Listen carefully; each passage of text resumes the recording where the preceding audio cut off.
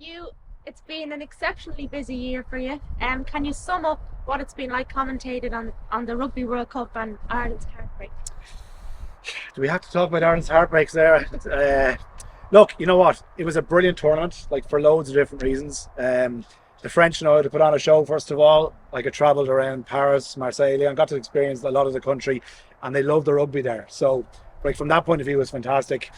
Ireland were so great until that quarter final against New Zealand, and I think, you know, when an Irish team in any sport does well, the whole country goes behind it. Yeah. Rugby was no different, and you could really feel it. Like there was 50, 60,000 Irish fans every weekend in Paris, Marseille, Lyon, wherever the team was. And the group stage went so well. That famous win against South Africa, it was one of those games I think I'll never forget, to be honest with you, commentating on that match. And after beating South Africa, the defending champions, I think, you know, we could realistically say like that we were up there with the favourites of the tournament. Yeah. Then it all came crashing down. That famous quarter-final against New Zealand. Look, did they deserve to lose? I don't know. I still think only for Ronan Kelleher being held up at the end and a couple of guys not performing as we wanted, I think we probably could still have beaten them with that sport. And it was tough to take. And then the French got beaten the next day as well. So it was the quarter-finals on hell because Ireland went out, then the host went out, and after that the World Cup wasn't quite the same. Yeah. But look, it was an amazing experience, and I absolutely loved every bit of it. 2 months, so over and back. 4 years ago I was in Japan and I had to stay out there for 2 months, but coming over and back because France was so close was great. But a brilliant experience. You have such a prolific career. Obviously, you've commentated on things like the Olympics and Rugby World Cup, obviously, but you're quite a regular on RTE Racing. Yeah. How did you get into the whole commentating thing? And obviously, rugby is probably your favourite, but how did you get into it? Yeah, rugby's my favourite. But I've always loved the racing, like just as a fan, and I made some money as well to go racing an awful lot. I fell into the commentary. I was working for a radio station called News Talk, and they got the rights for what was the Celtic League. It's the URC now, but it was the Celtic League at the time. And I went up with a mate of mine to watch a local club match. Clontarf were playing Blackrock, and I went up onto the roof with a CD man, and a microphone. What's a CD? A CD, exactly. For kids, this is what we used to listen to music before Spotify and all that.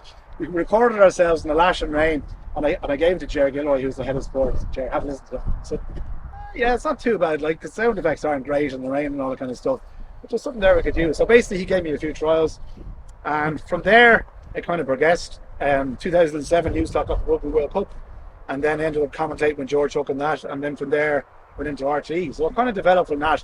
So the racing, I've kind of guess I've always been a big fan of it, and when I go to a lot of race meetings around the country and look at mates and stuff. But when I was in RTE, like I'd back horses like the odd afternoon, and we'd be shouting and roaring at the TV.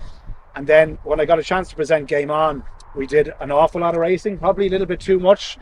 That was just me trying to put my bias in there. So, like, I guess the bosses kind of took note of that. And then one Christmas, Robert Hall got sick, actually. He got a really bad flu and he couldn't do the Christmas racing in Leopardstown. So they asked me would I step in on the last minute and present it. So how could I turn that down? Like, I was thrown in the deep end, but Ted Walsh was great to me, and all the guys were great, Shane Mangan as well. And just from there, then Robert eventually decided to retire, and they asked me to take over. So I kind of was in the right place at the right time. But I'm only a bit of a spoofer, as you know, so I'm just keeping the head down until someone finds out there. I think we're all a bit of spoofer at the time. Important question, flat or jumps? Jumps. Look, Irish people, I think, have just a national affinity with jumps, but the more I guess when I've been involved with racing, my appreciation for the flat has gone off an awful lot. So Sinead O'Brien is the best trainer in the world, right? And he's Irish, and he's as Irish as can be. So the flat season, I think as well, just maybe the flat season is a little bit more competitive now, you know, just does a lot of Irish trainers that are coming through to kind of challenge for the major classic honours. We've Jessica Harrington's done so well, obviously, and some of the smaller trainers as well. But like, you know, because it's racing all year round, once the national hunt season finishes, you're ready for the flat to start, and then come September, October, you're ready for the jumps to start again. So it's great, you've got the best of both worlds. Yeah, you really do, and obviously you've got some great memories and moments, and it's probably impossible to name one, so maybe name one of your top 10 of one of your favourite horses you've seen in your lifetime. I went over to see Cowdo Star win his first Cheltenham Gold Cup 2007, and that was just incredible. I loved that horse. I followed him all the way through his chasing career. 2 miles, 2.5 miles, 3 miles, he did it all. Like the King George's, like was it 6 King George's, incredible 2 Cheltenham Gold Cups. But his first Cheltenham Gold Cup, I remember, just, you know, I backed him all year round as well. So talking through my pocket a little bit, but I just love the horse and his relationship with Ruby Walsh. Paul Nichols trained him, obviously. That first year, I went up and stood at the last fence at Cheltenham, just stood right beside the last fence, and he pinged the last fence and went clear. We knew he was going to win. And that just was such a brilliant memory. I have a few others, like Cheltenham's such a special place, obviously. Punchestown as well. You know, when Ruby retired and his win in the Punchestown Gold Cup was incredible. But I'd have to say, Caddo Star for me is my favourite horse of all time on Cheltenham 2007. Yeah, Don Cossack for me. Don Cossack, yeah, no, he's fantastic. Yeah, would he have beaten Hugh Cahill if Hugh Cahill stayed up? Of course he would have. Don't even go there. Right, Don't even go there. Okay. The next question I want to ask you is about your book. Obviously, I was at your launch. It was a brilliant evening. But how did it go for you in the end? Are you going to write an autobiography now next? No, Jesus Christ. Nobody wants to hear about my life, Sarah. Thankfully, I don't even hear it. But no, listen, yeah, the winner's book, again, I was kind of relying on everyone in Irish racing to be so good with their time. And they were brilliant. Like, I got every single person that I asked contributed to the book, including JB McManus, which I still can't believe. You know, Gordon Elliott, Robbie Power, John McLean, Kevin Blake, journalists, jockeys, Barry Geraghty, AP McCoy, like they all gave their time. And I just was blown away by that, because I was only like, you know, I wasn't expecting anything, half of them to say yes, but they were so generous. And I think that's what really, I guess, made me realise how brilliant the racing community are at promoting their sport, you know, and getting the word out. They all couldn't have been nicer about it. They gave their time. Book did really well. I think they printed 7,000 copies and they sold every single one of them. And yeah, look, you know, it was just a really good experience. A hard experience, you know. I'd take my time before I jump back into another book. I certainly won't be writing about my life, Sarah, but there's plenty of other lives to be more interesting. But no, it was a great experience. Really enjoyed it. Well, look, I'm delighted with my signed copy anyway. Yeah. It might be worth a few quid. Well, half the price I probably paid for, I'd say.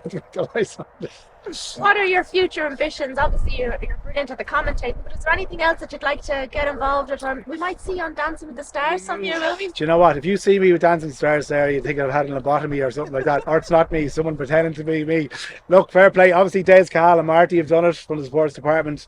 And it's something that obviously worked out very well for them, but I would rather chew my toes off than do it. Dancing at a wedding is the only time you ever get me on camera dancing.